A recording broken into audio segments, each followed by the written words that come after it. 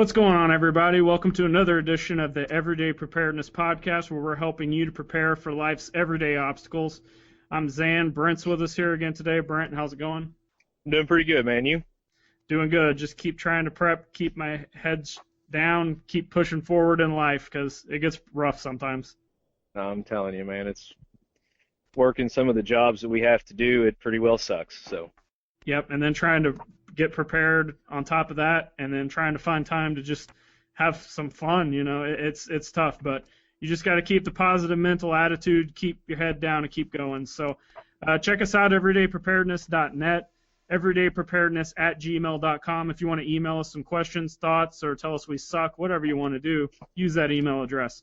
You can find us on Twitter @EDPrepare. That's EDPrepare on Twitter. Hit us up, follow us, check us out. We're also on Facebook, facebook.com/EDPrepare. That's facebook.com/EDPrepare.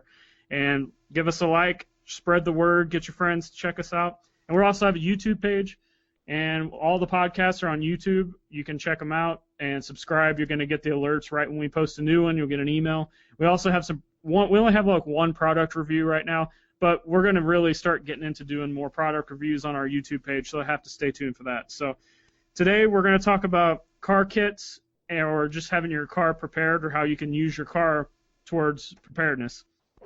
And every day people get in their car, and whether they're going to work, whether they're going on vacation, or they're just going to pick something up at the grocery store, you can use your car to your advantage for preparedness on so many different levels, because most people are thinking, which we haven't done yet, bug out bags or get home bags, or we've talked about everyday carry. All that stuff is important, but you can also supplement that with things in your car. So, and it could be anything from basic, which we'll get into, we'll start off with, up to the kind of prepper stuff, you know, more of that kind of things you would think of that preppers might put in their car. So we'll start off with something as simple as having a full tank of gas or half a tank of gas, keeping your car gassed up. You never know when you're going to just be stuck somewhere and your car's going to have to run for a while. It could be in the wintertime with snow and ice and you got to defrost everything, or it could be that you're driving down the interstate and let's say you're on vacation, all of a sudden traffic jam, you're stuck for 3 hours. Well, if you only got an eighth of a tank of gas, you're not in good shape. So what's your thoughts on that?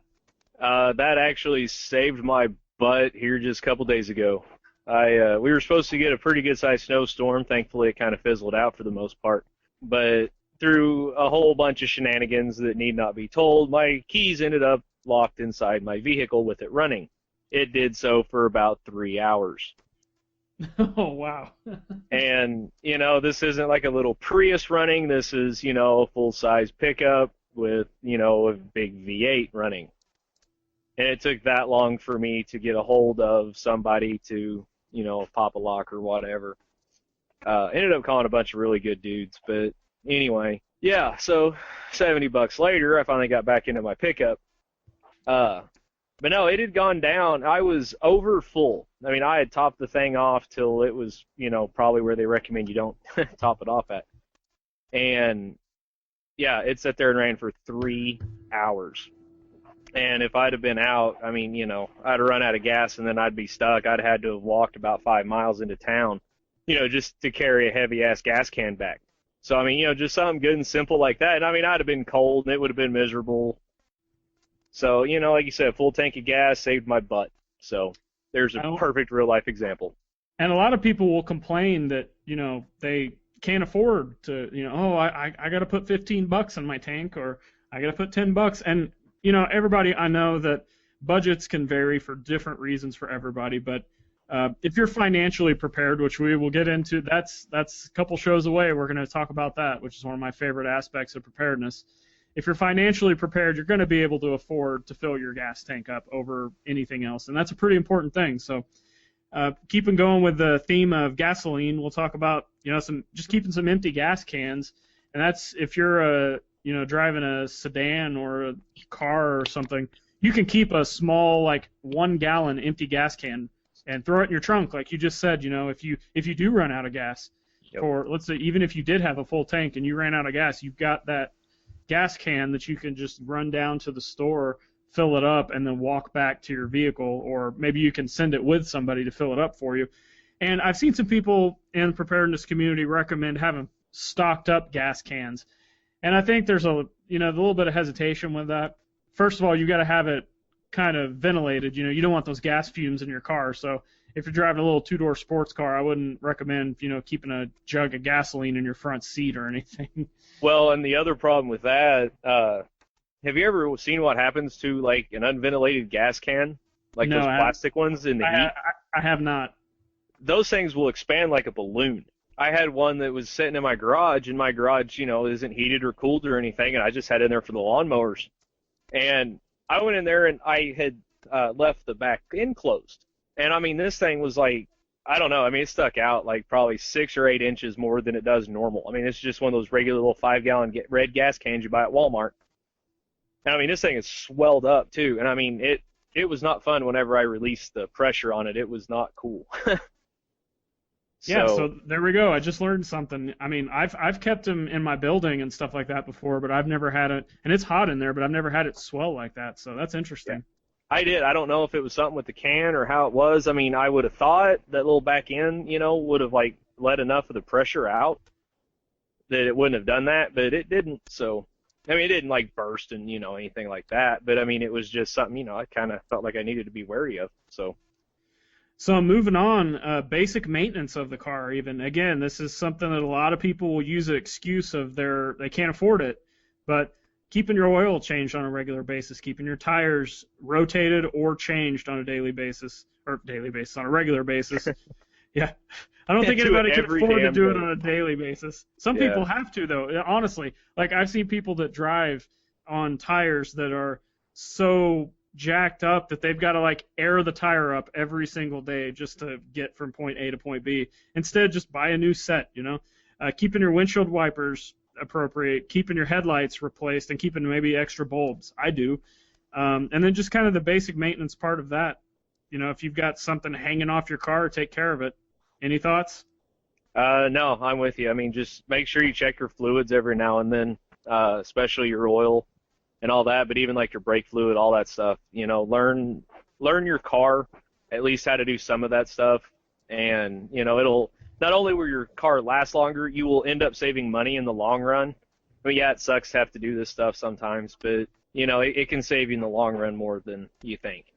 And it's just basic preparedness, that I don't think keeping your tires appropriately aired up and changed is a conspiracy theory.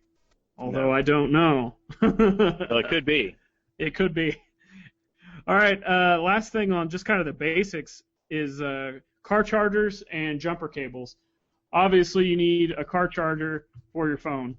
I don't know anybody that doesn't have a cell phone right now. So that's going to be your main form of communication if something happens with your car even, or maybe you just are delayed and need to get a hold of somebody for some reason. And then, of course, jumper cables. I'm going to admit right now, I do not have jumper cables in my car, and people take them. I let people borrow them, and I don't get them back, things of that nature. So that's my excuse for not having them, or they break. I always just get cheap ones, which probably is my fault.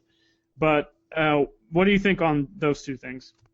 I have a car charger. Unfortunately, I'm not 100% certain where it's at. But then again, I'm never very far away from where I am, where I need to, where I can go charge it, and everything. But it's a good idea to have it, especially if you have to commute any distance at all.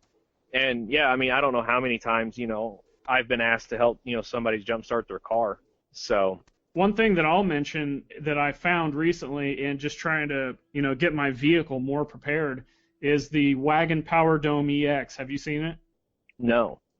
It looks like a little rugged radio thing, and in fact, it does have like an emergency radio in it. But it's a little power supply, and it's got built-in air compressor. It's got built-in jumper cables. Oh, are you talking about those little jump start? Yeah, things? Yeah. Uh-huh. Okay, yeah, I know what you're talking about. Yeah, I just hadn't heard of the one you were talking about. Yeah, that's the one that I ran across that got some pretty good reviews, and I mean, it's kind of a, your all-in-one preparedness. Like I said, it's got all that stuff. It's got the flashlight. It's got the radio. It's got your DC and AC power adapters. You can plug anything you got. You can plug into this thing. Now, I have heard that it does suck up electricity quite a bit, but hey, charge this thing up, and then throw it in your car, you're good to go for a while if anything does happen. So that's something I'm going to buy down the road. Well, I can tell you from personal experience, I had a old car that kept dying on me, and it was the alternator that was going out, and I had to call some friends, and they sent fire department, and that's what he brought was the jump starter. And I mean, it got me to O'Reilly's, which is where I needed the car to be, so I could buy the part to fix it. So I've had my car jumped one time with one of those things, and it was great. I mean, it was reliable. It started up immediately. In fact, it was less of a hassle than if you had a car to car with typical jumper cables, and it worked better. So.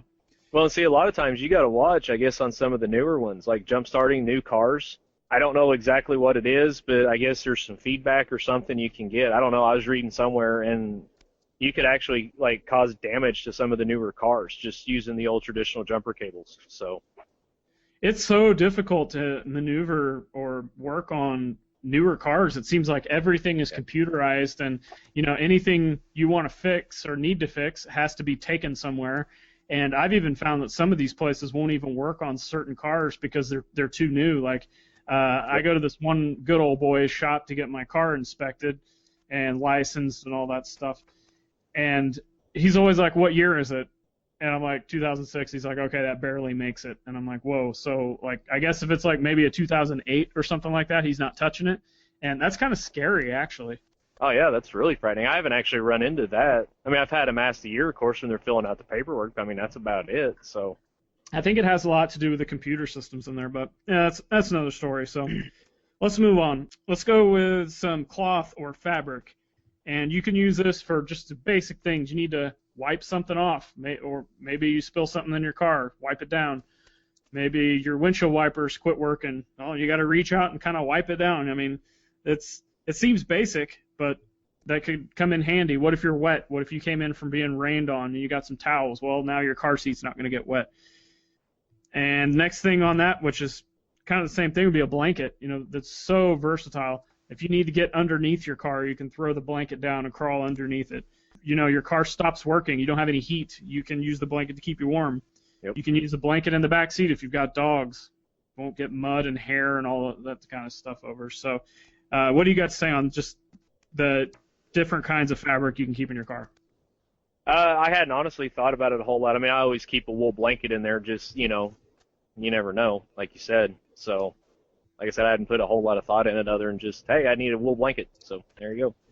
Yeah, I mean, it seems like I'm always spilling something in my car, whether it's water or whether I haven't caused any huge messes or anything, but it just seems like I always need something to wipe something down with. So I'll keep old T-shirts or towels in there, and then a blanket is just kind of a must-have for numerous reasons. It's very versatile. So next thing on the list is food. And I'm not talking about having freeze-dried or dehydrated foods. I'm not talking about having canned goods. I'm talking about your basic, quick, open the package, eat it, got a long shelf life, and it's actually pretty good for you.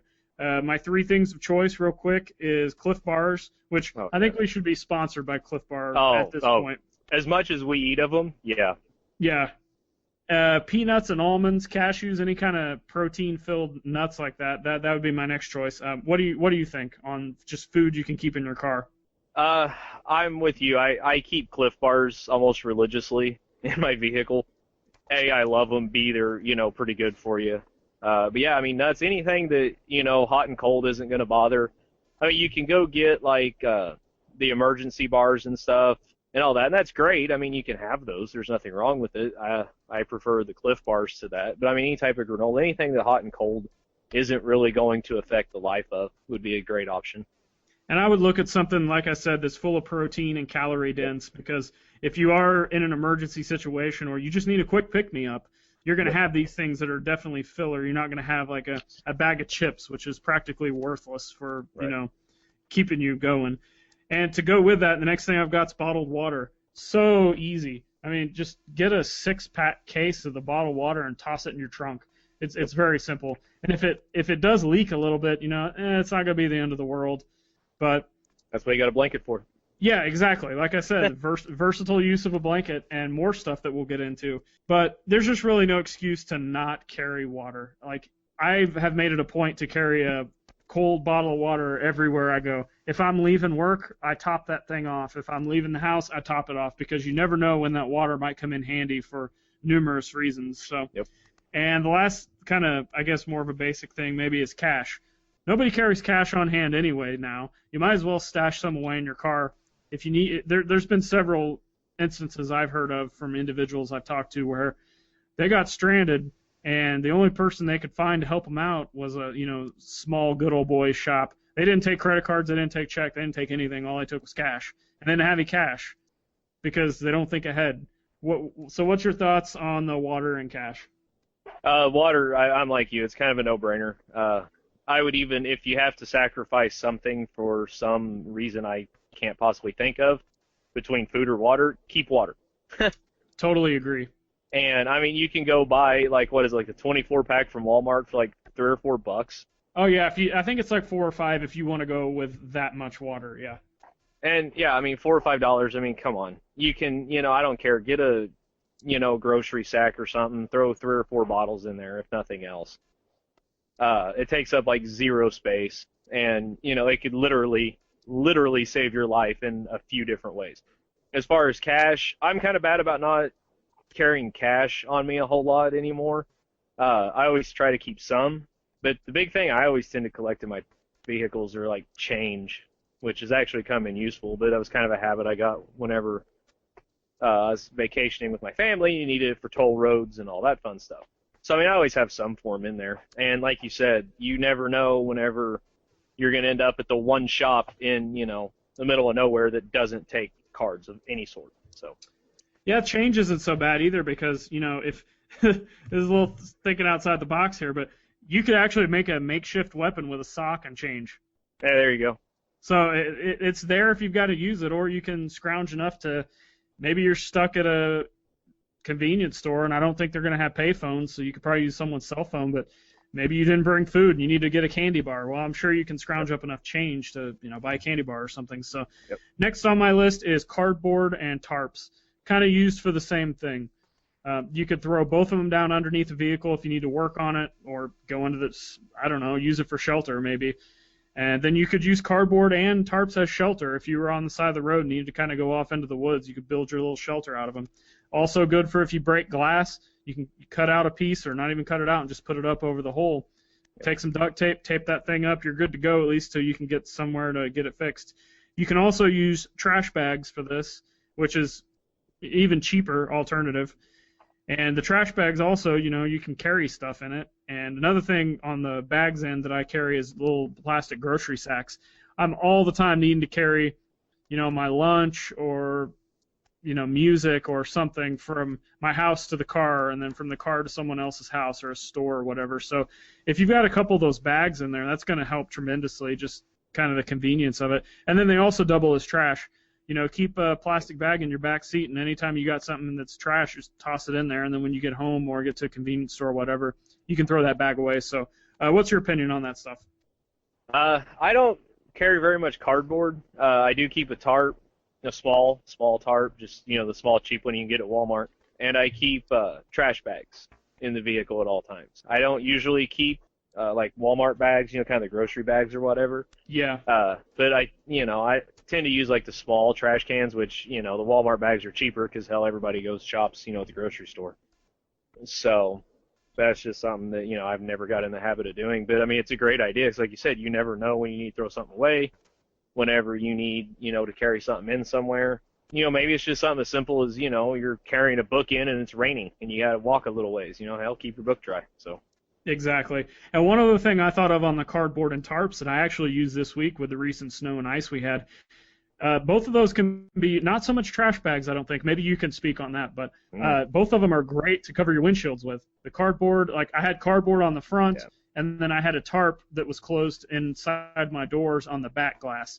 And, people thought I was crazy because I'm the only one at work that did that, but when it came time to go home, I pulled that stuff off. I'm starting my car, and I'm driving by looking like I'm, king of the world with these people that are scraping their cars. And one thing, I'm going to throw this out there too, ice scraper and an ice melt. As I'm driving by, I see people trying to wipe the snow and ice off of their cars with CD cases and a glove. And I'm just like, I know that works, but come on. Like, ice scrapers, even if you get one of the nicer ones, they're like $5. Yeah. And the ice melt is like, $3 or $4. It really, it's not going to go bad. Just throw it in your trunk and just do it. I don't understand why people still don't have ice scrapers. I don't either, honestly. I mean, like you said, just wait for, Lowe's and Walmart. Everybody at the start of winter always has those for sale. Hell, I even got one for my dentist's office for free. Yeah, a lot of people will give them away. So, I mean, it's nothing to write home about. I mean, it's a little 10-inch long ice scraper, but hey, if I need to scrape my windshield, there it was. It didn't cost me a dime. Exactly. So, just got to think ahead to keep it in your vehicle and not be like, oh, I'll use this someday when it snows. Yep. All right, next on my list is clothing. This could be for numerous reasons, be it weather or emergencies when you need extra clothes. Just keep, first thing I would recommend is having a backpack, a good-sized backpack where you can just throw all this stuff in there and then throw it in the trunk or throw it in the back seat or something. You know where everything is. It's all together. First thing I would keep is shoes, especially if you work in a business environment or if your job requires you to wear boots or something that you're maybe not going to want to take off running in if you have to or walk a long distance. So find a good pair of tennis shoes. Maybe it's something you don't wear that much, but they're comfortable. So keep those in the back of your trunk. It's not going to hurt anything. Some other things to keep, pants, maybe 1 or 2 pair of pants, a couple different shirts, T-shirts, socks, underwear, belt, bandana, a hat, a beanie, gloves, a hoodie, and then a heavy coat. That all seems pretty basic, but there's so many people I know that have gotten stranded or, maybe they had an accident, they got blood on them, or maybe they were working and part of their shirts got ripped up or something, and they didn't have any of this stuff. And if they would have just kept it in their car, they would have had it, and they could have changed real quick. Everything would have been cool. And you can even pick some of that stuff that maybe grab some clothes in your closet that you're not wearing and just keep that stuff put away. Any thoughts? No, I absolutely agree. The one obvious caveat is, I always make mine very weather specific. Like, I don't keep a heavy coat, in the middle of August. I mean, that's just kind of obvious, stuff. But no, like you said, go to your closet. There's always stuff in the back of your closet. It's like, man, I should really throw this stuff out. Well, if it's still in, somewhat decent shape, don't throw it out. Like you said, throw it in a bag, stick it in the car, and you got to change your clothes if you need one. And, that's all it's there for. And be sure to try to have, if you've got kids, if you've got a spouse, be sure to have for them as well. That's actually why I carry the blanket and the coat and hoodie in my vehicle at all times, because I've been with people in the middle of the summer and I keep the air conditioning cranked. I'm not going to lie. And there's been people with me that have been completely froze out. So if they've got the blanket, they've got the extra coat, it's all clean, ready for them to use. And it comes in handy, It's not an emergency, but it makes their life a little better while they're riding with me. That's one of the funniest things I've ever heard. That's the truth. I don't turn the heat on very much in the winter, and in the summer I totally crank the air conditioning, and everybody knows it. So. Well, see, I'm kind of in the opposite situation because my wife hates being cold. So it's like 100 degrees outside, and we've barely got the air conditioning on, or we've even got the windows rolled down. And so I mean, I'm always hot, so I never really worry about trying to warm up a whole lot, especially in summertime. So. Next on my list is a basic toolkit, and we're talking, just screwdrivers, a little set of ratchets, maybe some zip ties, definitely duct tape, maybe even a hammer that could be used as a defensive weapon if you had to. Yep. Or it's a pretty versatile thing. So, can you think of anything, just basic tools that you would put in your car that I haven't mentioned? Make sure you have a good tire tool for your vehicle that'll fit your lugs. I know sometimes, what you get, that comes with the car and everything isn't always worth a crap. One other one is make sure you have a good jack. Those little scissor jacks are usually pieces of crap. I don't even know that the one that came with my pickup could actually lift my pickup.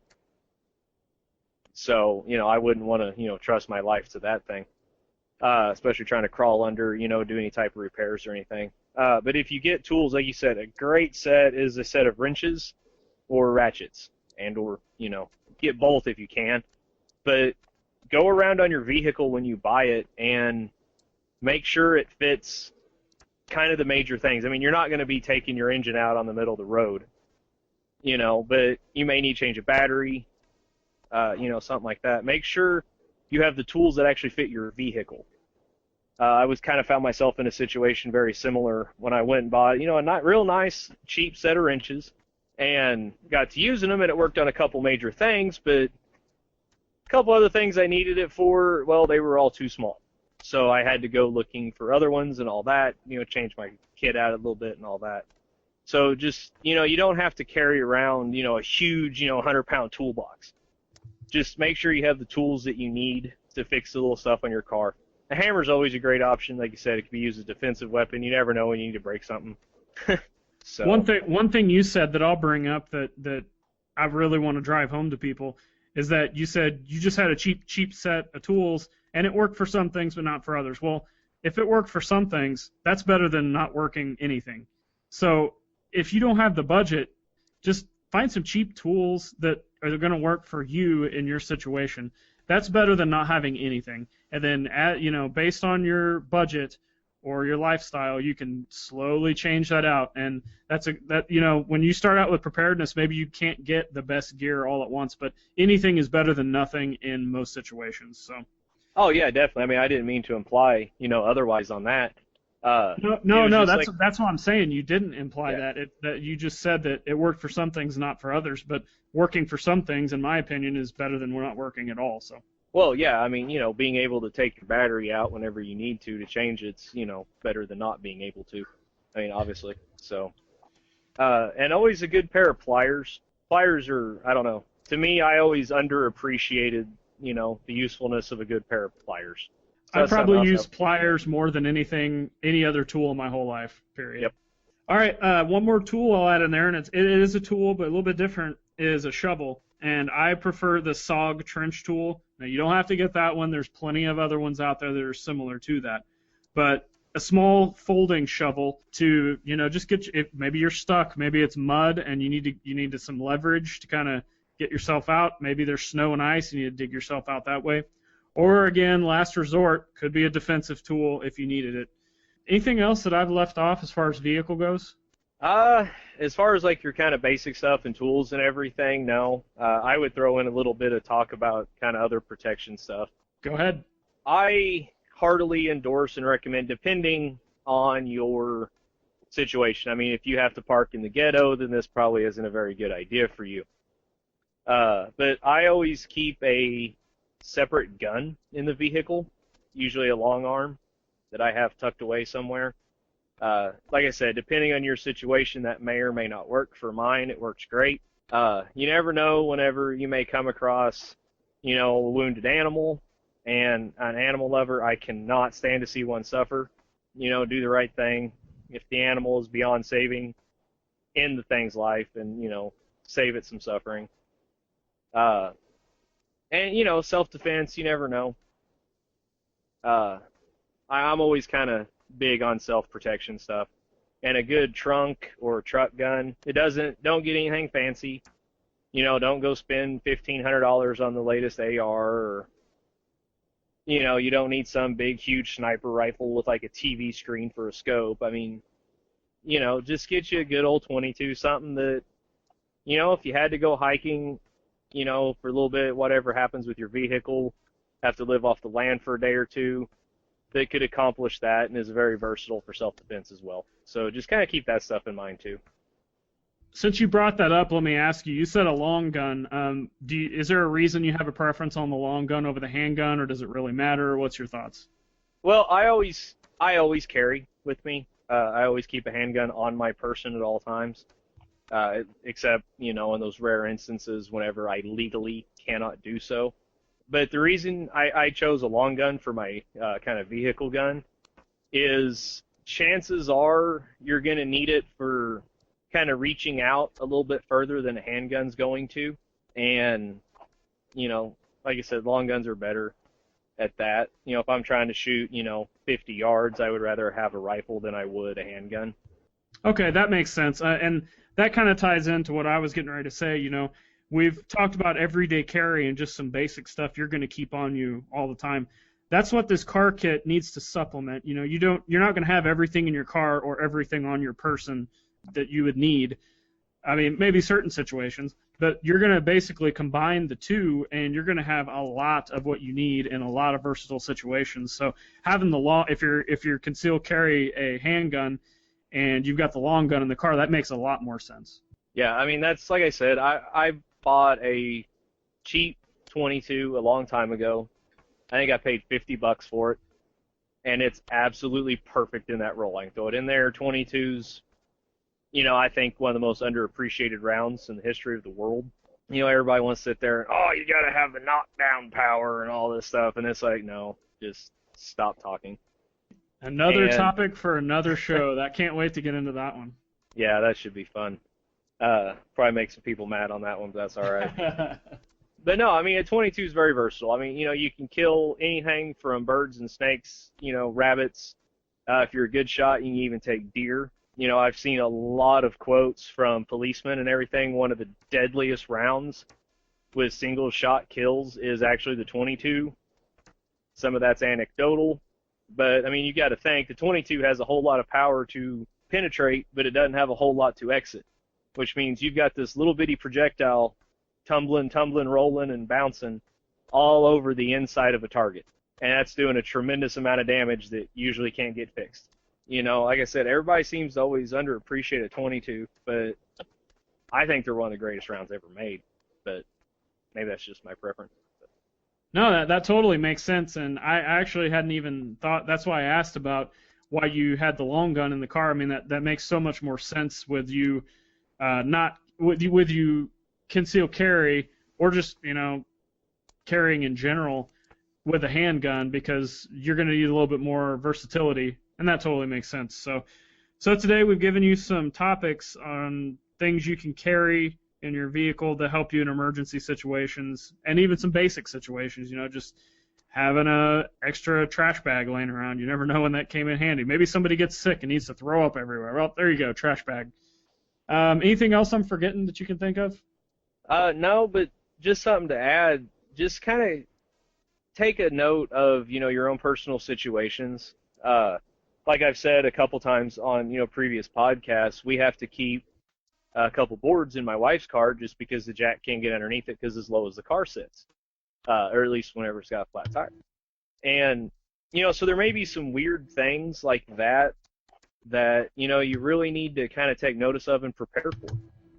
And, you know, people always look at me kind of weird. Why do you have boards in the, you know, in the trunk? Well, if I ever get a flat, and, you know, they may look weird at you for a little bit, but everybody's situation's different. Everybody needs to prepare in a little bit different way.